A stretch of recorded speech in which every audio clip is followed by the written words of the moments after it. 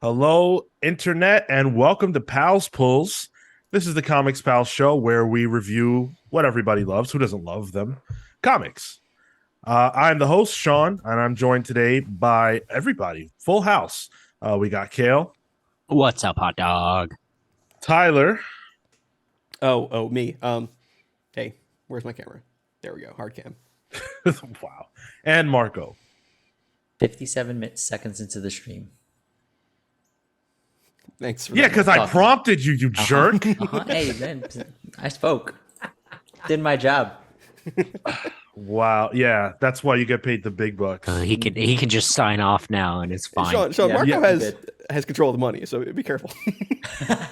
we Kale, if he did sign off right now, right, we wouldn't notice. Why? What would the difference be? Right. Because he hasn't been on the show in I don't know, 3 weeks. And Last week, literally 1 week. what was your comics tag? Echolands. Don't Yeah, worry. when it's did on you here. get tagged with that? It's 2 weeks. 2 weeks ago. 2 weeks ago. Oh, yeah. I read it. We'll talk about it. Yeah, The well, whole thing, yeah. Marco, or how far did you? Oh, we'll get to it. Yeah. Yeah. Yeah.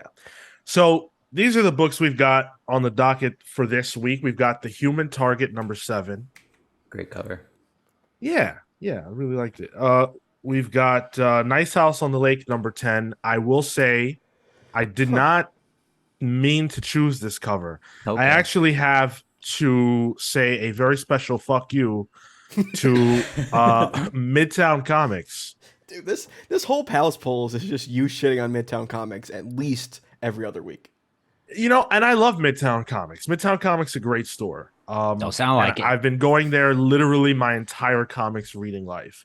But I had a goofball moment of last goofed. night or yesterday. I went to Midtown, and I ran out of the house and I forgot to bring my credit card.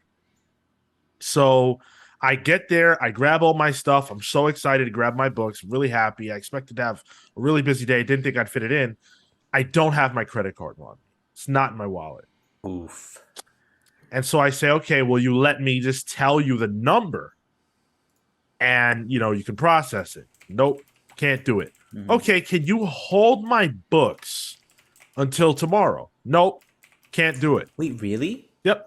Dude, They don't need to. They're a big conglomerate. What do they care? Oh, is that why I have this cover? Yeah. Yeah. That's Yeah. exactly why I have this cover. I didn't choose that cover. But the guy was like, you know what?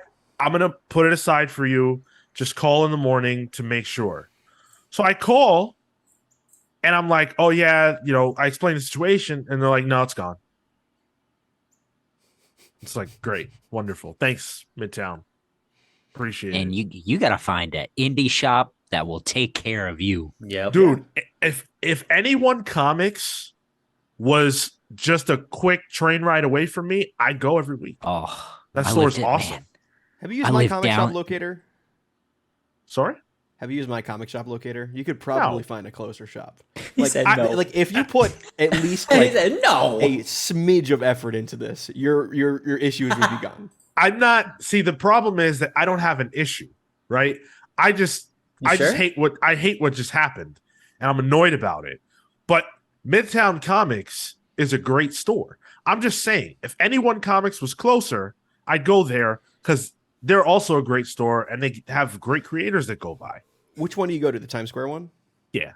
That staircase to get there alone is enough for me to be like, no, I'm switching stores. Yeah. That one lane staircase, nah, not doing that. Oh man. All right. Let's enough about my Midtown Comics Wait, woes. yeah, you gotta name the rest of the books. This yeah. happens so often. It's about to become a segment. Yeah. I'll make a graphic for it.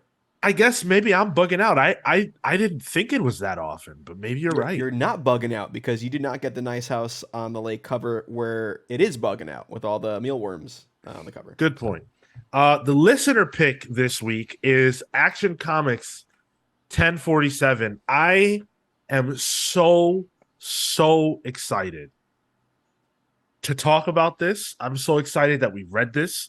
I'm really happy that this was the listener pick this week, that it was recommended.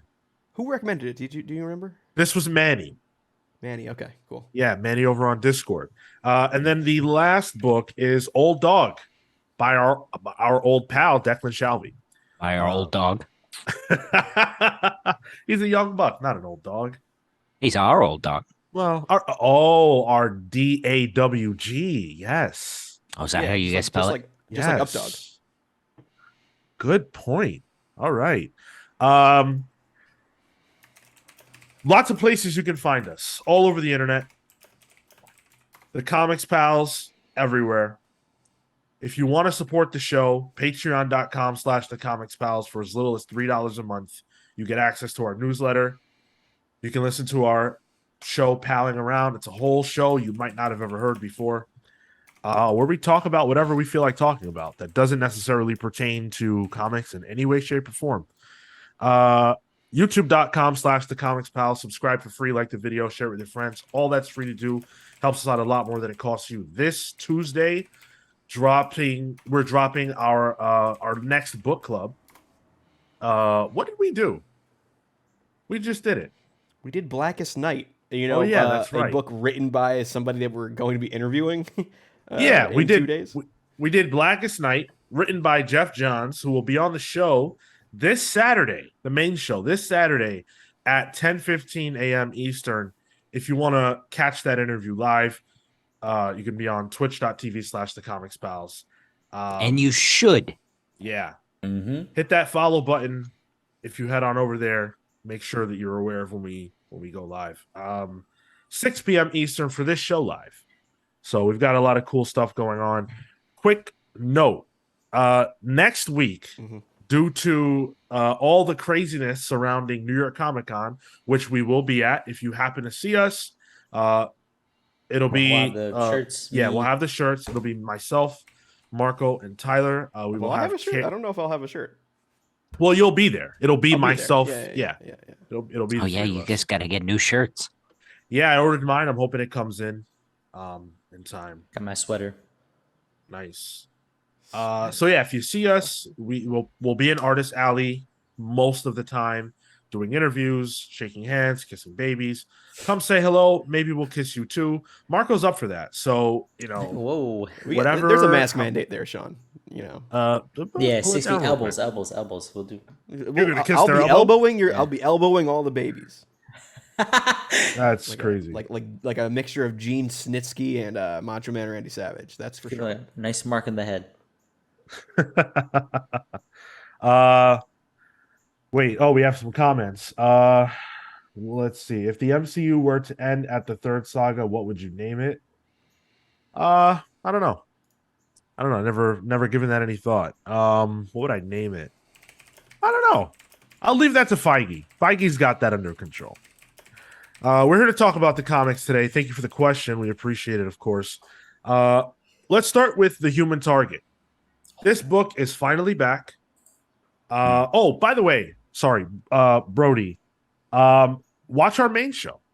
Watch Saturdays. We love to talk about that stuff on Saturdays. All day. Yeah. Oh, well, not all day.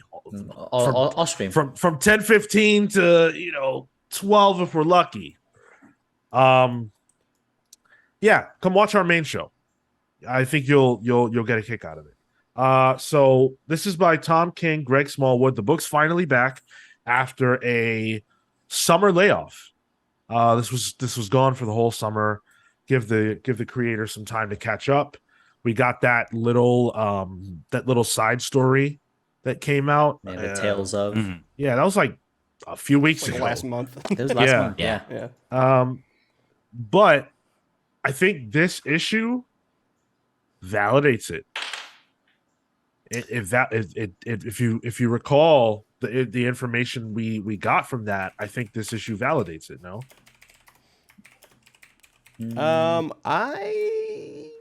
Yeah. that's That's how I'm feeling. How so? Okay, so Yeah, well, yeah, I want to see what you mean by that. correct me if I'm wrong, but didn't we learn? Well, Fire was in that, right? We saw Fire. Didn't we learn Right. that she had a connection to this whole thing in there? Am I No, nuts? she's all we learned been- was she had interaction with the human target once before. previously, right? Yep. But she's been a Right, suspect right. like since issue 4 or something. Okay, all right. Yeah. The Martian Manhunter bit was what I was thinking about. Mm. And the bit with Booster, where she got the water from Booster. I thought that those things were slip-ins to that tie-in you- issue. You No, gave it those- too those much weren't, importance yeah. yourself. Fair enough. All right, so we didn't need it. Great. So this picks up then after issue 6, where we left off with that, and it's a very slow issue, but I don't think that in the case of this comic book that's ever a bad thing, Yeah. because the dialogue is so juicy. It's a really hot book, very like Steamy. steamy. Yeah, that's a great word for it. The Greg Smallwood art. Steamy. Would you read this in a yurt? What's that? Oh, like a steam yurt? Never mind. Watch She-Hulk. It's fine.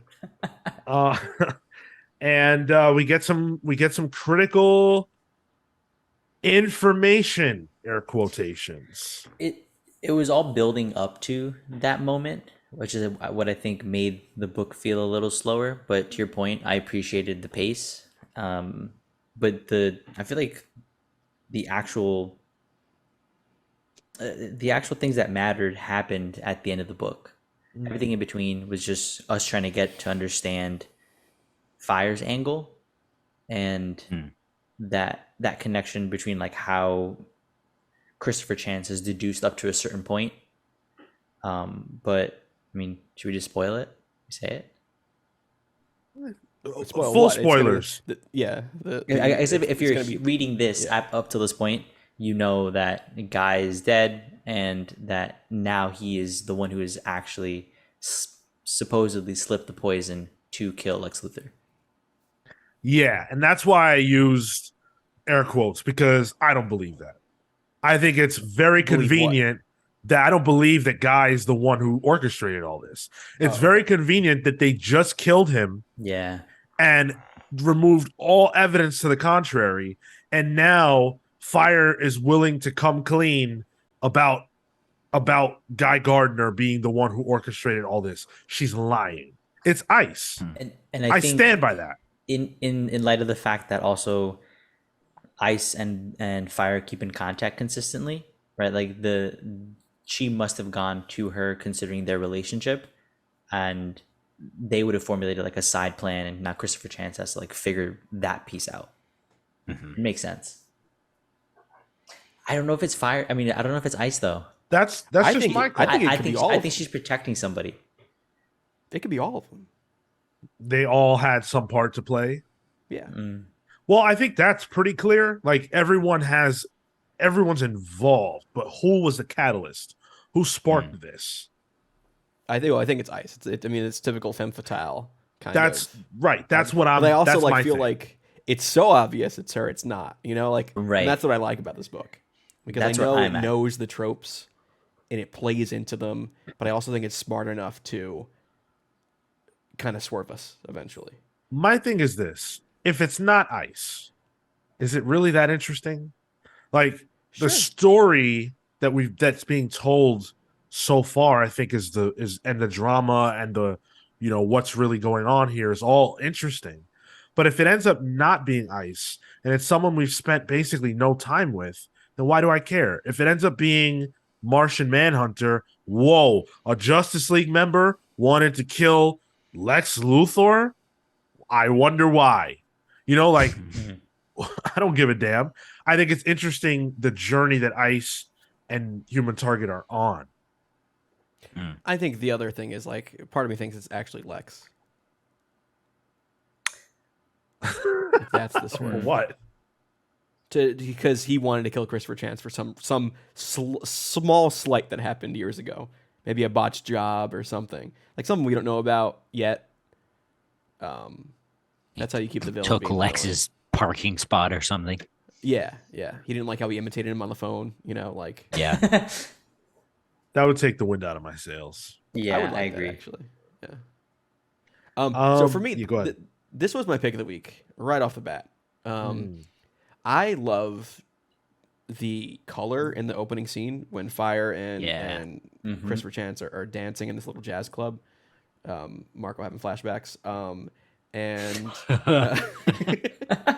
and the way that it has like music playing in it, and like I googled the lyrics, I found the song. It's like a Gladys Rice Yeah. song from 1916. Like I should have looked and it I up. listened to it Yeah. while I was reading that too, and I was like, oh, this is It's is my great, jam. right? See, I was sitting there reading it like a chump, going, "Man, I hate music and comics." Oh no, dude! That was literally what I was doing. no. So what? I hate music in comics unless I can find what the music is and Right. play it during the scene. That's the thing. That's never once happened to me.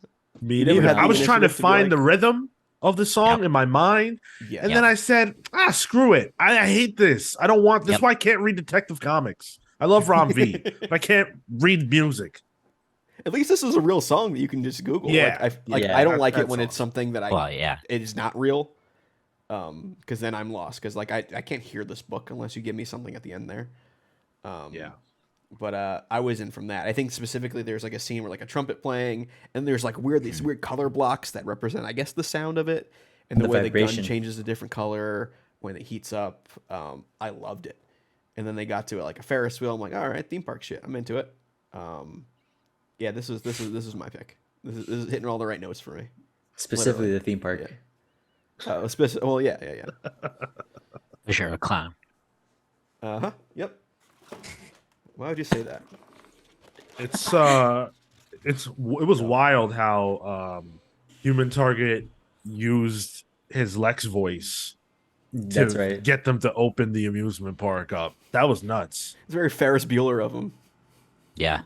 I also think that in a very small way, right there, Tom King was kind of letting us into his thought process about the idea that different people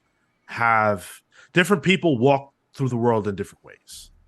And that the Human Target, one of the perks of his job is getting to walk through the world as other people and experiencing that for all that it is, the good and the bad.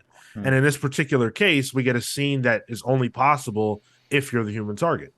Like, what other character could have done that? You know, what other character could have made that moment happen? Really can't. Only Lex could have. And that's because Lex is a scumbag who doesn't care about anybody else. And in that one singular moment, the Human Target gets to be that way too. And I would almost love if this book analyzed how that affects him. Like, how does he deal with the fact that he walks through the world as different people every day? Does that change the way he views humans? Does that change how he like acts as himself? That one piece made me think about all that. I do hope the high profile nature of this book and like all the reception it's been given kind of gives the character a higher place, so like we see him elsewhere. I don't know. I don't think it's it'll done as happen, well, but- but Yeah. He's bound to make his appearance in Dark Crisis. On Infinite Earths. That's right. Yeah, stellar book. I agree. This is pick of the week for me. No questions. I won't be asking you any then. No questions, please. No questions. It's not my pick of the week, but Okay. it's really good. It's really, really, really good. This book was worth the wait. I don't think this is Kale's.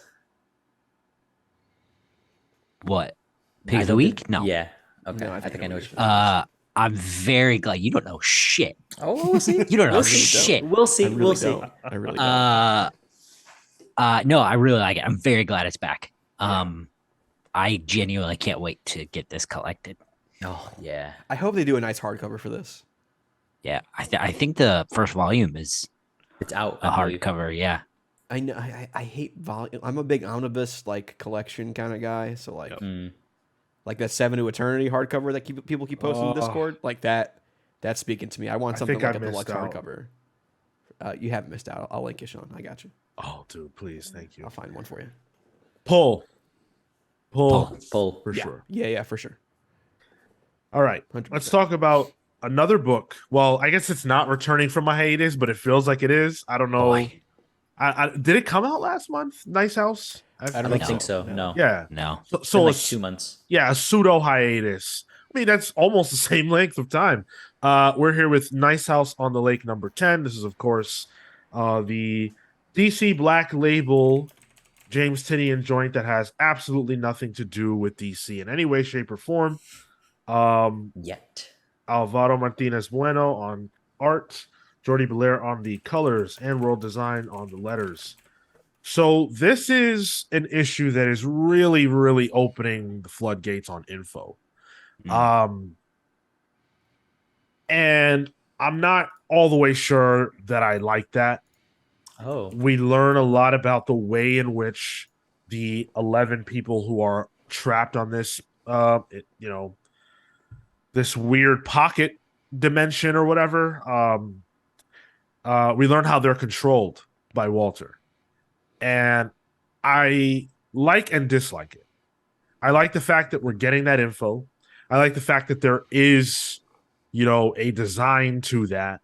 I'm just not sure I like the way it was portrayed. I don't really get why it would need to look this way. Like, it's just kind of it just is what it is. It kind of seems like, yeah, it's alien, but You're I not don't an know. alien. Are you being alienist right now? Yes, Okay, very well, much he admits so. it. And also, I think that the elements of this issue, the things that happen, were so transparent and clear cut from almost the beginning. Like, there's two scenes. One of them is Walter explaining to one of the characters whose name I can never remember the mechanics of how all this stuff works, how everybody there is being controlled. And another character is watching this conversation and learning all these details, while simultaneously the other people trapped on the island are playing with guns. First of all, the playing with guns, I don't believe that that's only happening now. I feel like that's the kind of thing you would do almost immediately.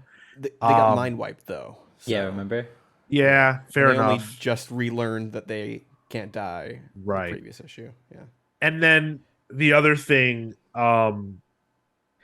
is that, like, it was very clear that the third party at that conversation where we were all learning how this works was going to manipulate the controls, and someone was going to get shot and really die.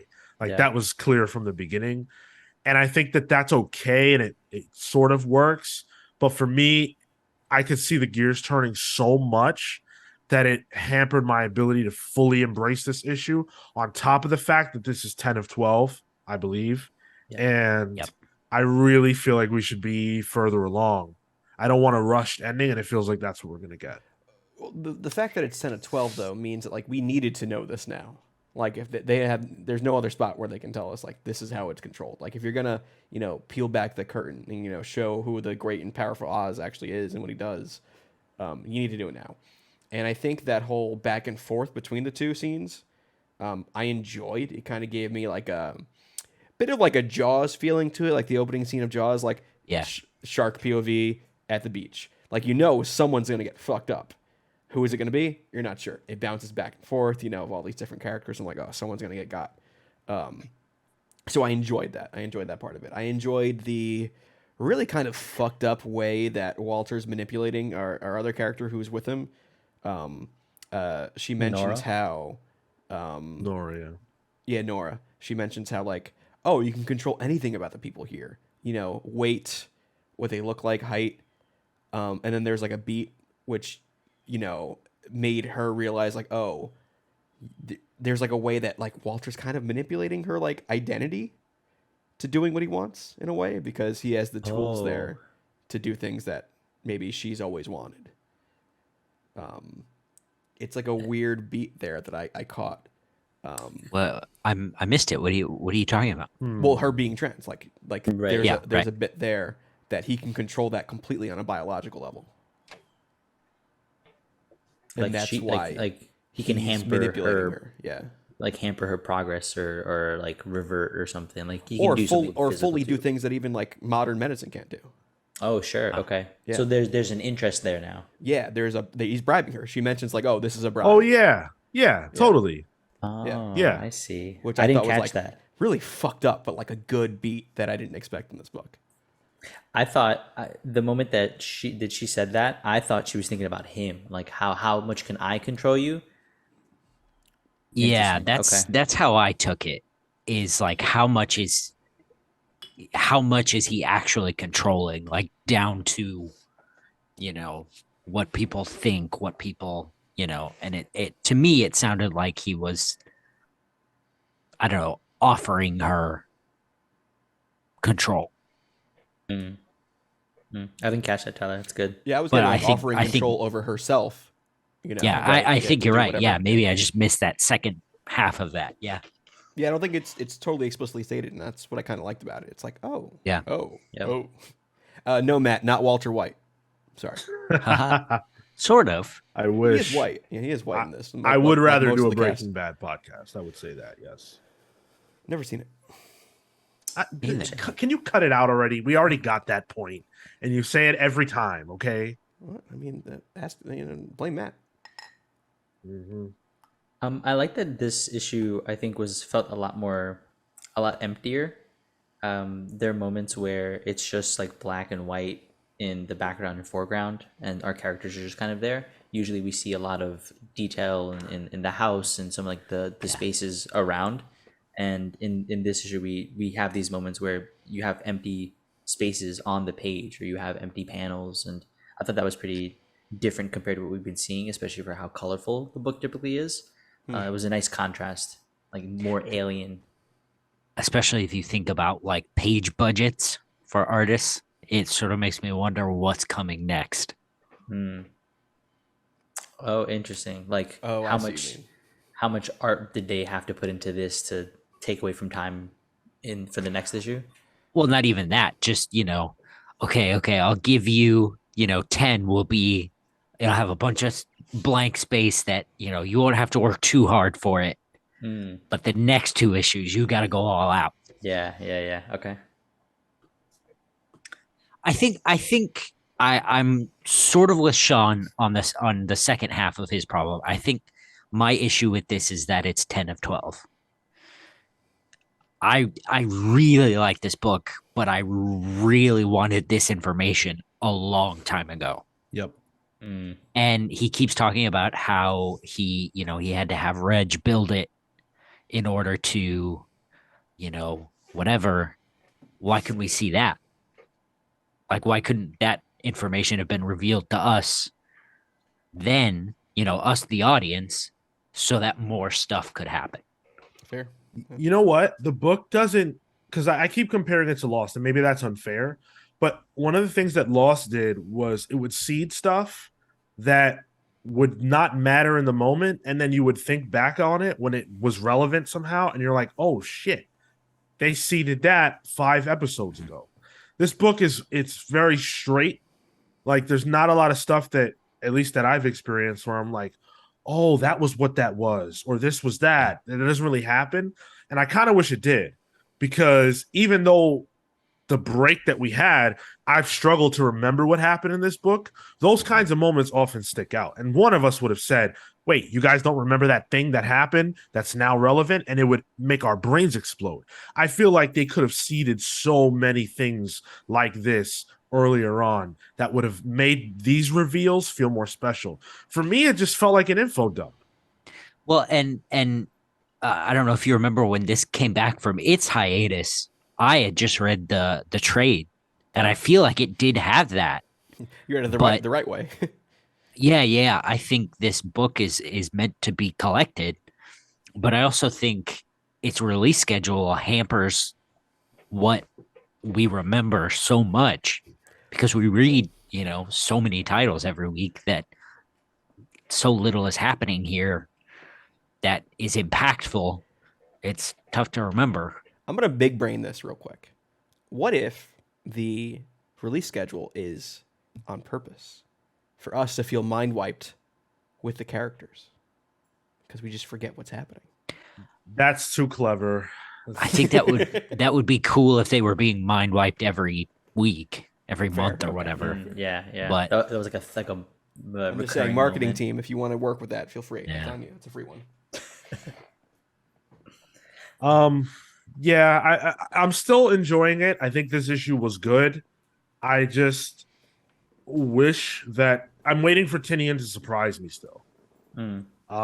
And for a book with such a crazy concept, shockingly little has actually happened. That's been interesting. Um, if this were, if I knew this wasn't ending with issue 12, if it just had an undetermined amount of issues, I wouldn't necessarily feel this way because I am enjoying the characters. But if you're telling me that this is going to end in 2 issues, I'm telling you, I don't see how. I'm I don't see concerned. how that could happen, and I'd be satisfied. It's tough to imagine, Yeah. but Could I'm end not on the a one telling the cliffhanger. story. And then like volume 2, you know, like But one of if those they're gonna do a things, but- volume 2, then that means we need more time in between everything. I'm gonna forget even more than I already do on a however much this is scheduled Mind wipe. basis. mind wipe. But I agree, Sean. I don't know that I no longer have the same confidence I did a few issues ago that the plane's gonna land. Yeah, and I'm hopeful it does. I mean, they haven't done anything to make me say, "Oh, this is not a quality team. They can't, nail this." They haven't done anything to make me feel that way from a quality standpoint. But just as a sort of seasoned, sort of jaded reader, in my mind, I'm like, "How the hell are you going to do this, man? This doesn't. Yeah. I don't get it." But we'll see. Yeah. I'll be here for it. Pull. Pull, yeah. Pull. All right. Pull this far.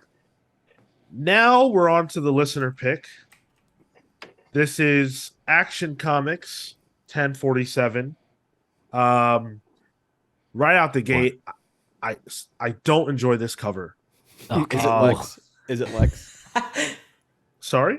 Is it Lex that's on the cover? It's Superman, dude. Like, why? Yeah. What's up with that? Gotta drop a big turd. Everyone just looks, old. It looks like they don't have teeth. They look really old. They're all horrifying. There's straight gum in it. Yes, Yeah. I mean, for real. But they say don't judge a book by its cover, and I think that this comic has a lot more to offer than what you see on that cover. This is written by Philip Kennedy Johnson, who has been spearheading the Superman line for a little while now. Yeah, and we actually interviewed him at the start of that. I think last New York Comic Con. Last year, yes. Yeah, so I think if Phil you want to go did check that one. out. Yep. He had some really cool things to say about Superman. YouTube exclusive. So this is again Philip Kennedy Johnson, Riccardo Federici on art. Colorist is Lee Lowridge, lettered by Dave Sharp. This is Superman's return to Earth post-War World. He has defeated Mongol. He has freed the people of War World, and he is back. That is essentially all you need to know to read this comic book. I have read not one single solitary issue of the War World saga, and I don't feel lost at all because I know what I'm supposed to know, and that's it. The most impressive thing to me about this comic book is that it made me care about Superman's return to Earth when I haven't read any of this stuff in one scene. Superman returns not to stop another alien invasion, not, it's not a big bad. He returns to stop a regular crime, and he saves a family, and he tells the kids who love and revere him, hey, make sure to always wear your seatbelt because that's what saved you here, not me, or as much as I did. And I read that and I thought, that's Superman. Yeah. I don't have to ask you any questions, Philip Kennedy Johnson. That's Superman. You get it. You And ain't I've got the never, questions. ever read a Superman comic, and I'm not kidding, where I had that moment where I said, you get it. Mm-hmm. Yeah. Oh, you gotta read more Superman. Yeah, I was It's gonna out say, there. yeah. Fair enough, it's but out that's there. but that's me. Yeah. And then I thought about the World saga, which I haven't read, and I said, yeah, Superman is a freedom fighter. Superman is a redeemer. That's what Superman would do. And I realized I love this. Oh, nice. This was my pick of the week. This was a brilliant comic. So I gotta say, I was annoyed. I was annoyed at this being the listener pick because I'm 3 issues behind on Warworld. I've been reading it. I'm reading it and I've been really liking it, and it's a lot of fun. It's really strangely different for Superman, but I agree. Philip Kennedy Johnson like really gets Clark Kent at his core. Like he understands Kal-El, Clark Kent, Superman. That he's just like a good person, and that's like the cornerstone of it. But I kind of got spoiled for me because I read this. But whatever. It's a Superman book. I could have figured out that he'd probably get away with the win on this one. Yeah. But getting into this, so Federici on art, I think really worked for Warworld because it was this weird, gross planet full of weird monsters and shit. And seeing him do a much more grounded, Earth-based take on Superman and his cast of characters, I wasn't sure would work. But I liked it, specifically that scene with Superman flying with Lois, and she kind of is riding him in a really weird way. It's like it was a WoW mount for some reason. Yeah. She's riding him like a Destiny speeder or something. But I thought that was great. There's a lot of quiet moments in this book that I just really enjoyed. Yeah. Even the one shot of like Superman walking in the UN with the entire Superman family behind him, including John and Connor and Kara and both Steels. I thought that was great. Also, nice to see Connor again. Big Connor guy.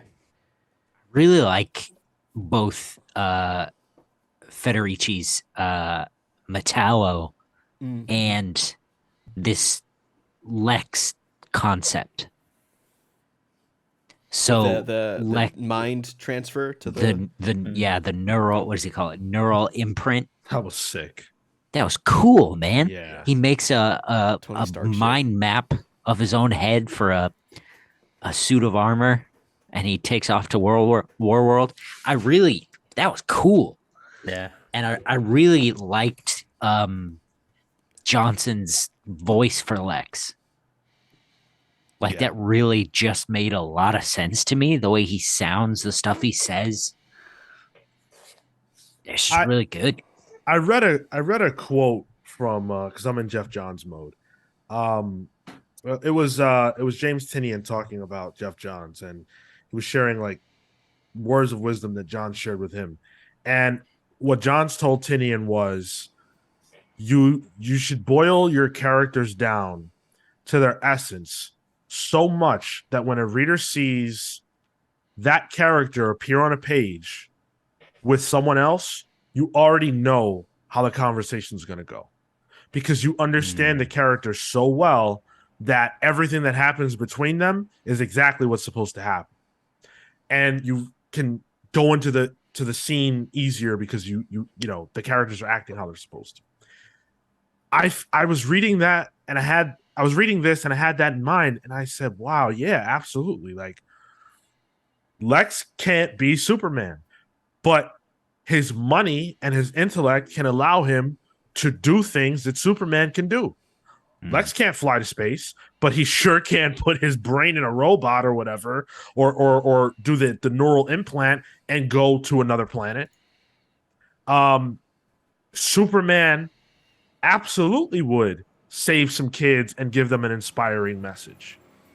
Like I felt all those moments. And the book started by tugging at my heartstrings because of the Metallo scene. Yeah.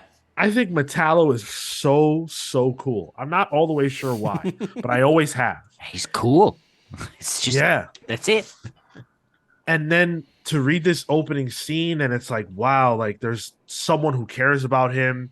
He's in this horrific state. And like you immediately know like something bad is gonna happen. He's gonna end up having to like fight Superman. But now I don't want to see him have to fight Superman. And then we get to the scene where Lex goes to Metallo, and now I know that I'm really not going to want to see him fight Superman because it's not his choice, it's Lex's choice.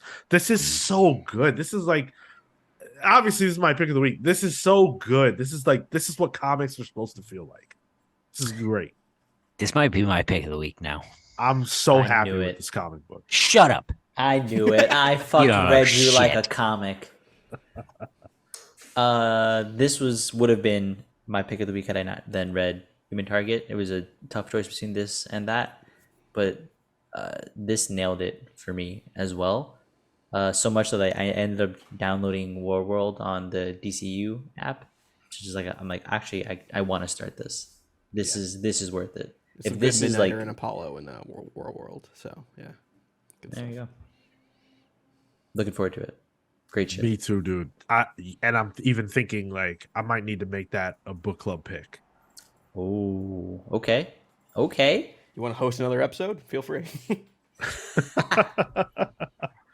Yeah. I don't know if we'll be reading this for the show. It's like a true ongoing, which we don't always do, but I will absolutely be reading this going forward. Thank you, Manny, for giving me a reason to finally start this. Absolutely. All right, and let's talk about the last book on the list. This is from Image Comics. We're talking Old Dog. Written and drawn by Declan Shalvey. Heather Antos was the editor on this one. I love that. And Clayton Cowles did the letters because they're it's just Declan for the most part. The editor gets high bill, which typically doesn't happen. But good for her. So I didn't quite know what to expect from this. I thought it would be in league with Declan Shalvey's gritty crime stories, as I referred to it last week, Irish crime. I thought this there again. I thought this would be in that vein, and it's definitely not, at least not from this first issue. And then I wasn't sure what to expect. And I feel like the book definitely took me on a ride. My problem is that I'm not all the way positive how I feel about the ride that I was on. Yeah. Declan Shalvey is super talented, and a lot of the work that we've read by him has been, great stuff. But I think this one, at the very least, is going to have to be, it's going to take some issues to grow on me, I think, which is fair. This felt a little, I don't know, it leaned too much into like tropes of old man coming back to, fight his last battle with something, the CIA element of it, secret, then you get another Secret Service within a Secret Service situation. A lot of it was telegraphed too, I felt. I think we've seen stronger stuff from him, especially related to like crime and related to, I guess to some extent, and not even mystery, but definitely like action adventure. And I don't know if this hit the same mark that some of his other stuff has. I gotta say, for me, I was kind of confused at the conceit of it. Like the whole conceit is that there's these two intertwining stories going on of like this younger operative and then this old guy who is kind of like just doing desk duty stuff essentially. And then it kind of comes together and realize it's the same guy, but once he's in the hospital and he's old all of a sudden and then he's young again, like that was confusing me. I didn't know what that meant. I'm like, oh, he became young again, and then the next page he's old. I'm like, wait, what is it? It seems like he shifts, and I imagine we'll learn the rules to that. Sure, but yeah. It just seems like, he can quote unquote control his age. I really like that. I thought that was a really cool twist once I figured it out. and once it hit, um, I think I could have used it being a little clearer, like you said, Yeah. and not even just tell me exactly what's happening, tell me the rules, lay it out for me, but maybe just give me a line that's like, yeah, you shift in age. We don't know what that's about. Sweet, perfect. Yeah, I agree with that. I was also confused by those panels. I think that's just one of those times where like it needed one or two extra lines of dialogue. Mm. Um and you wouldn't have had that problem. And it's like kudos for trying to not handhold, but I think especially in comics where you don't have the benefit of like a technology that you can do over an actor's face to go from old to young right there. Um as a reader, I'm like, wait, was that a mistake? Like what like was Yeah, that a that's what I was confused at. Yeah. you know what I'm saying? Like Honestly, that's something um an editor should catch. I feel like when it comes to like just story flow. yeah. Yeah. But Um and uh I just don't know if this is the story that I need right now. As weird as that sounds. I'm down for any good story at any time, but like as a concept, I just don't know if this is the story that I need right now to say, you know what, I'm so invested in this concept that I want to stick through not necessarily being overjoyed about the first issue. Whereas if I were overjoyed about the first issue, the concept not really hitting with me would be fine. But a guy who can be old or young, it's like, okay, well, are you the vulture? Like, do I really care about that wait, the Vulture idea? can do that? Does it the tablet of time, right? No, that's Spider-Man Never knowledge heard of that. I'm unprivy to. Yeah. The vulture, the Spider-Man villain? I know who you're talking about. I just have not read Yeah. many Vulture stories in my time. Oh, all right. So yeah, like I just I liked it. I thought it was good, but it didn't hit. And I don't I'm trying to muster up the care for the concept to carry me through the lack of care for the characters at the moment. I'm, this is maybe a weird take, but I'm kind of tired of sci-fi. Like sci-fi comics, you know what I mean? Especially like from Image. Um, like part of me just like what you when you mentioned the book, I was like, part of me wants just a typical, just give me a spy book, give me a straightforward spy book, give me a straightforward crime book. Um, it's always these mashed up genres. It's like, what if this, but sci-fi? What if this, but fantasy? Like I feel like that's been Image Comics for the past 5-6 years. Yeah. Yeah. So I mean, this is why I'm a big Brubaker fan, because it's just like, oh, all right, maybe this is just a little more straightforward. What if it was Um, crime Yeah, exactly. Yeah, for 10 years in a row? yeah. Yeah. Honestly, cool with that. I'm down, Um, yeah. The Wire is my favorite show. That's my jam, you know. But so like once I was like, oh, this is a sci-fi book. Like I was, it's fine. I love Declan Shalvey art. I have a Declan Shalvey Taskmaster that I'm waiting. I still haven't hung up. I hung it up in my old place. Haven't hung it up in my new place. But like I'm a big Declan Shalvey fan. And just some of the shots here, I think specifically the shot of the names haven't stuck with me yet. But like the operative and his daughter apparently jumping out that window. There's like a certain angle that just reminds me of Declan's run on Venom. Like it's a certain angle that he chooses that it's like, oh yeah, that's a Declan angle that I really enjoy. It's like some Moon Knight stuff. I think his Yeah.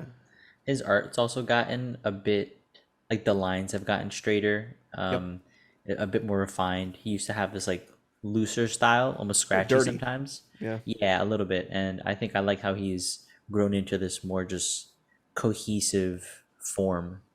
It's been nice to see that change over time.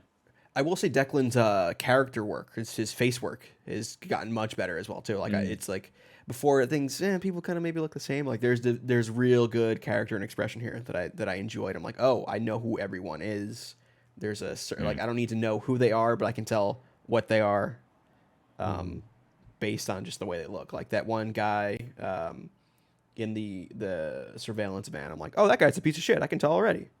That's just the way he wears. Like anybody who wears hats have to be a piece of shit, you know.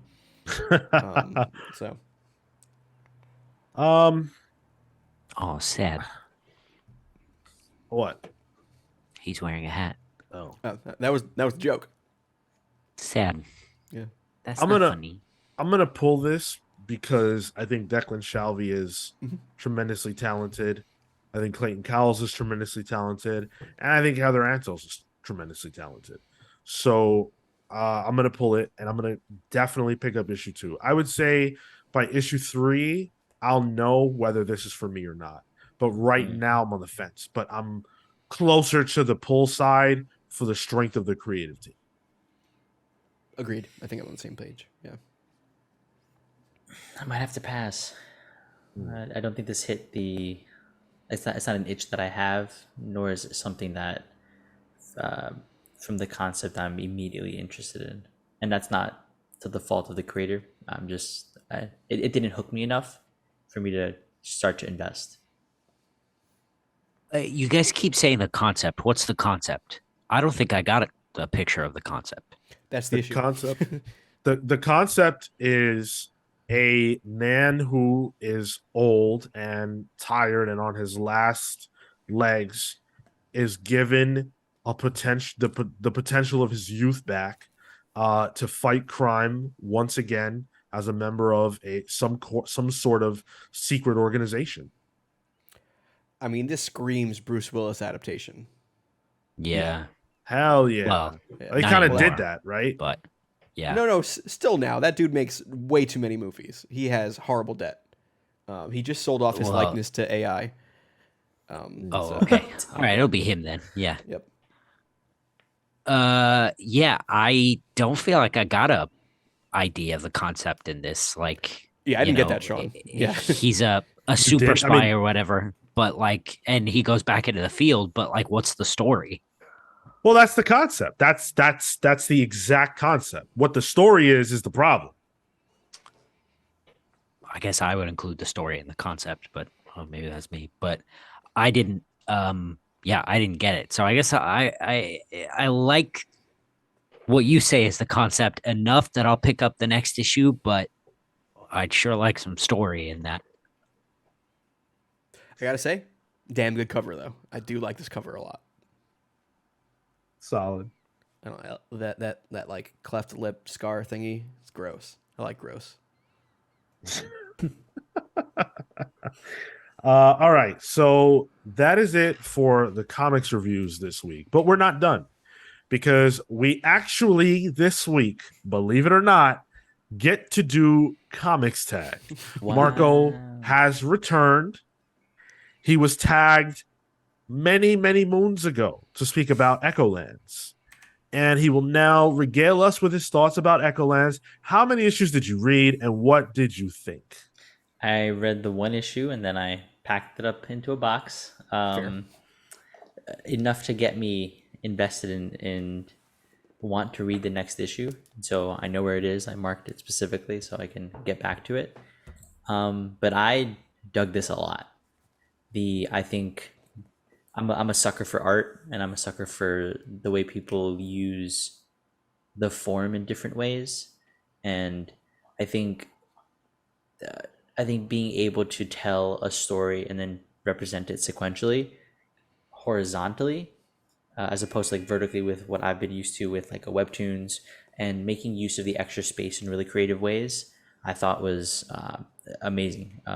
J.H. Williams does a really great job just being able to communicate and play with different kind of panels that you don't typically see, because it's not the same shape for the book. There are moments where you have all these characters in the background and they're building this foreground to get you into the setting, but the panels in between are moments that are happening in this larger space. I thought it was all really inventive. I had a lot of fun with this book.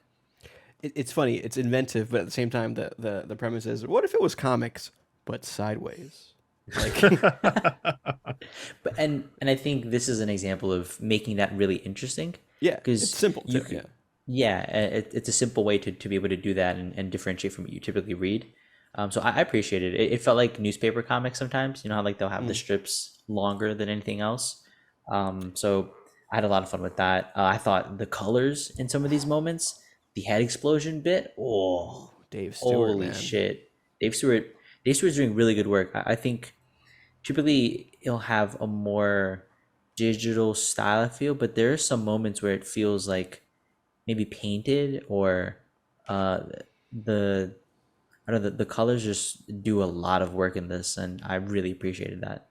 Yeah, Marco, I would say definitely stick with it. You know, once you're done unpacking and all that shit. I mean, you have that and Comic Con coming up, so it might be a bit. Yeah, but But yeah, the colors change based on what's being drawn. You know, there's like different neighborhoods and places they go to where the art is like, oh, this is Kirby art. This is all of a sudden, who's the guy who did Frankenstein? He did Swamp Thing as well. Wrightson, Bernie yeah. Wrightson. Yeah. There all of a sudden we have Wrightson art here. You have art that looks like Yo. Tintin, apparently. You know, like it really mimics all different kinds of art throughout comics, but in the same panel, which is Interesting. wild. Huh. okay. It's like layered on top of each other. It is weird and it looks so damn good. J.H. Williams is like one of my favorite artists of all time. So excellent. Yeah, this was absolutely Nice to amazing see you stuff. enjoyed it. Tyler, you've hooked me on even more than I already was. dude, you ever read his Batwoman? J.H. Williams on Batwoman? No, With Greg Rucka? Oh, dude. Oh my Dude. goodness, it's so amazing. It's so good. It's so good. That's another great book. Speaking of club, Greg Rucka, new Lazarus came out this week. you know what? This is the first Lazarus book that I just didn't buy because I am so confused by the scheduling and did I miss an issue because it's been so long? Like I don't even know anymore. So I'm just like, you know what? I can't follow this. it's a shame. You got Yeah. mine wiped. Yeah. So yeah, who are you tagging, Marco? I'm tagging you, Sean, Very good. and I'm gonna give you a book that exists in the Sandman universe. Hold on. I think the other pals can attest that this is the good shit. It's John Constantine Hellblazer by Cy Spurrier. Oh my god. Oh, yo, Marco. That shit is tasty. Yeah. Yeah, that's good stuff. And wait. I'm gonna hold on a second. I'm gonna ground you a little bit. Okay. Aaron Campbell does the art. Yippee. Oh, I love Aaron Did Aaron Campbell. Campbell That's do, not the problem. Do Infidel? Was that Infidel? Yes. Yeah, Infidel, yes, yeah. absolutely. Aaron Campbell is this phenomenal. this is a different Cy Spurrier than what you're used to reading. I think. No, it's not. I read Yes. the first issue of this run. Did you? And I hated it. Yes, Sean, I did. gotta say, this is said- the best he said- Hellblazer. No. This is the best Hellblazer since Hellblazer. All right. Is this the one? There's some like shit, what was it? There's some like spirits that are oh my god. No, you're already not there. No, we read the one from Tom Taylor. I think the first issue. Tom Taylor. He had a Hellblazer run? Yeah. Are you talking I about the didn't Riley Rosmo drawn one? Might have been. No, this is different.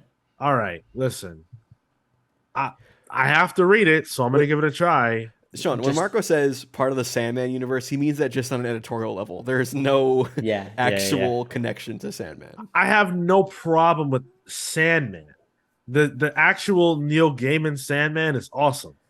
But I read that Sandman Mystery Theater or whatever that was. And I wanted to Kale's take my favorite own book, head off with And an you're axe. just shitting on him right now. And then Cy Spurrier, listen, Cy Spurrier wrote Way of X, right? Yes. Okay, right. Dude. It's not the same. It's not the same. I guarantee you, it is not the same. It's And then also he's gonna- very British, I will say. And I was just gonna say he's also gonna be writing in that British way Yeah. that I can't stand. Oh, I it's can't. good, Sean. I good. I have high hopes it will turn you on the character, not Simon. Potentially reading Constantine stuff. Sure. Okay. If you read the first After- issue, read the second issue. After that diatribe, I'm glad you're reading. I hope you hate it. That's fine, Kale, because you also wanted me to read racist comics. So we're already clear on how you feel about me and what you want me to endure. Yet I have not turned my claws towards you at any moment. Like you could. He has the power Oh. next week. So Pals polls for next week. Thanks, Marco. Next week we have a couple polls. These are books that we're interested in reading, whether or not we read them for the show. Unknown. Sean, did you mention we're doing Pals polls on Wednesday next week? I thought I did, you might but we're have. doing Pals Pulls Wednesday next week. Yeah, I've been drinking, so you probably did. Yeah, due to Comic-Con. So Kale wants to check out Gotham City Year One by Tom King, Phil Hester, Eric Gapster, and Jordi Belair. Oh, yeah. So I read Rorschach. I think I have talked about that. Got me real hyped on Tom King. Got me back into Human Target. I've been looking forward to this because it's a pre-Wayne Gotham City. It focuses on Slam Bradley, the private detective. But I'm worried now. The book apparently contains language used of a certain time period, Racial. and I said, I don't know if I trust Tom King for that. Oh, is Tom I King don't know. calling someone an old cobblestone hopper or something like that? Sure. Yeah, He's like, sure. I've never seen a warning, a content warning, so far in advance of a comic release. yeah. Like, and you know, it's just so he can say the N-word. Like that's all That's we're dealing with here. They had to put out a freaking content release or a content warning 3 weeks or whatever in advance, I didn't just hear about because this. at some point in Gotham City Year One, someone's going to say the N-word, and Tom King wants to get away with it. That's all that's happening here. Okay, guys, which Gotham character is saying the N-word? Harvey Bullock. Now, I know he's not going to be in the comic, but Well, I can see it. Penguin. Wah, wah, wah, wah. I'm trying to think who uses it. Like maybe just I only sing it. You know, like who would? I bet your ventriloquist says it, but only through his All right, dummy. let's- and then he's let's like, you know, move on like, from- I didn't say it. I didn't Yeah, yeah, you're right. Yeah. Also, Phil Hester on art, man. I haven't seen good Phil Hester in a long time. And I don't say that. I don't say that to say he's done bad stuff lately. I just haven't seen anything in a while, and boy, do I want to. You just seen Yes. Tom Riley mimicking him for Ant-Man. Yeah, yeah, Yeah. and that made me miss it. Junkyard Joe #1. Yeah, I was very surprised by Junkyard Joe. I am very torn about how this is going to be received because it's not what the book is about. I think it's very good, but I think it establishes context that's needed for the rest of the story. Issue #1 is a Vietnam War comic, and it feels it. We reviewed 3. please get back on mic. sorry, dog's choking or something. Go check on your dog. I'll go to the next one. He's all right. He's all right. He's all right. Yeah. We reviewed it a few weeks ago for the show, and it's really good. Take it, give yourself issue 1, and then take it to issue 2. Yeah. There's a Sean, shift in tone. this was you, right? Batman, number Yeah. 128. Yeah, look, I railed against 127 a little bit, just because, you know, I felt like I didn't love the way that the Zernar Batman was being used, and then I didn't like the appearance of Superman to save the day. Tyler kind of turned me around a little bit on the Superman idea by saying that it's probable that Flip Failsafe has a way to nullify Superman with kryptonite, which makes sense to me. So because of that, I'm back on the hook. It's still a phenomenal creative team. I just really hope that the Batman of Zur-En-Ar's usage matters a little more here than it seems to so far. But God, the art is phenomenal. It's just such a good looking book week in, week out. I Or mean, month in, month out. according to the cover, the backup is Batman Zur-En-Ar Year One. Right. Yes, I don't indeed. know who Which the we artist talked is on about. that, but Yeah. that's interesting. Cool. That's gonna be cool too. So yeah, it's Chip Zdarsky, George Jimenez, I believe. Phenomenal team. So And then Dark Crisis on Infinite Earths, number 5 of 7. yes, indeed. The summer comics event of the year continues to roll on. I think this has been great. Joshua Williamson is doing phenomenal work. Daniel Semper has been a revelation on this comic book, and I think is, proving why he deserves the big spot at DC right now with this event. And then when you factor in all the announcements we talked about on last week's main show, about how DC's going into this new dawn of the DCU era and all these big plans they have. I've never been more excited to be a fan of DC since the New 52. So I'm very, very pumped for the future of this book. So just to go back, drawing the Zur-En-Ar backup is Leonardo Romero, which is Ooh, that's Oh. tasty. I love that dude. So that's gonna be interesting. Marco, to no one's surprise, you picked Dark Crisis: The Deadly Green. This is a Super Swamp Thing book. Yeah, you can guess why. It has Rambi on it, so Oh, that's why. yeah, that's what it was. Well, nothing else No, about nothing this. Else, nothing else. Yeah. I don't have to explain this. It's a Swamp Thing book. I'm gonna pick it up. I simp for Swamp.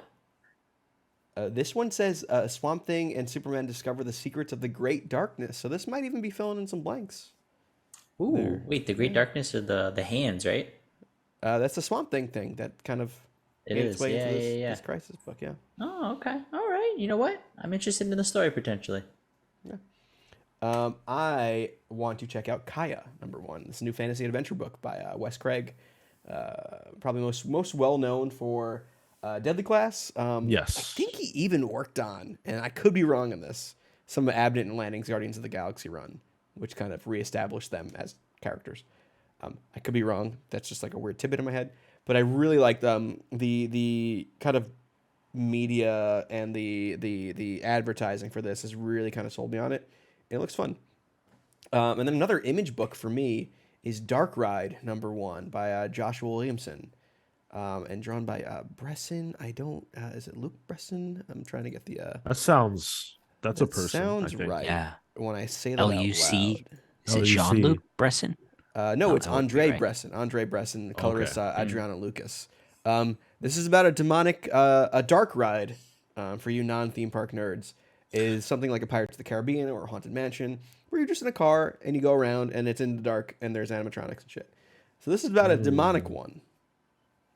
So, sold. What's it called? Dark Ride. Yeah, Yes. yeah. I gotta buy that. It's funny. I always wanted to write a short story about like if It's a Small World came to life. Whoa. Tyler, are you a fan of Five Nights at Freddy's? I've not played it. I don't know. I've played it. I just don't know. I don't get the game mechanics that well. That's fine. Are you a fan of the lore and the story of it?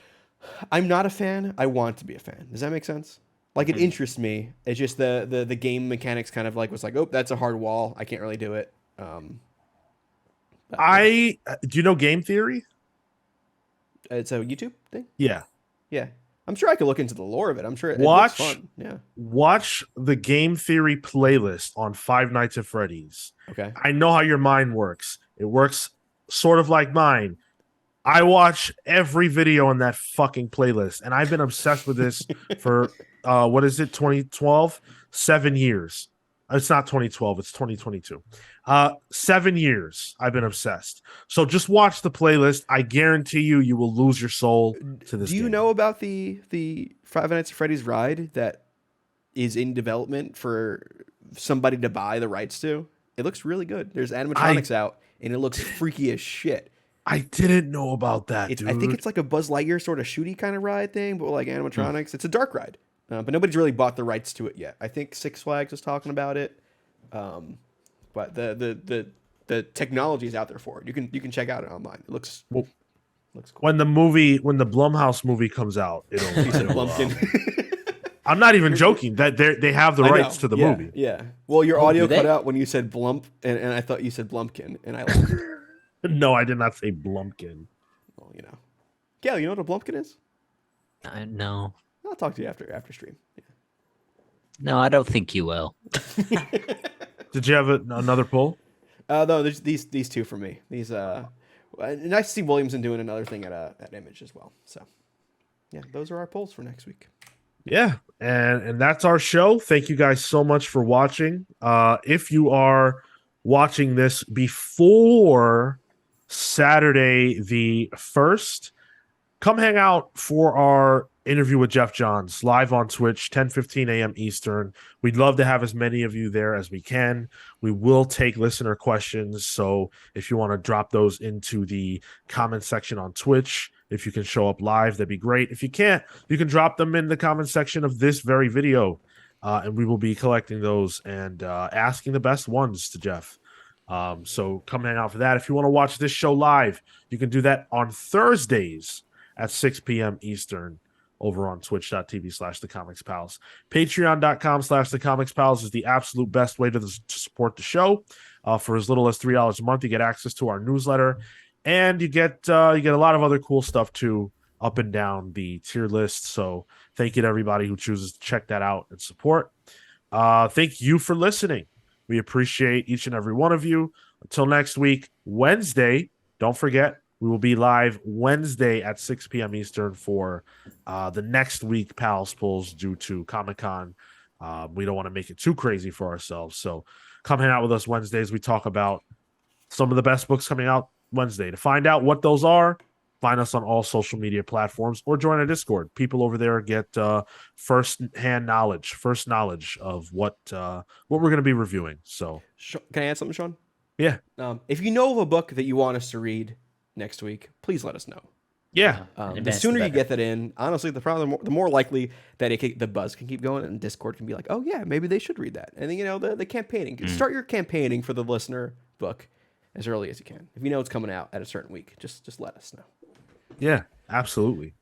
You see here, we did a listener pick, and some of us at least were overjoyed by it. So, and that happened last week too, where the listener pick was awesome. So, yeah, please submit those.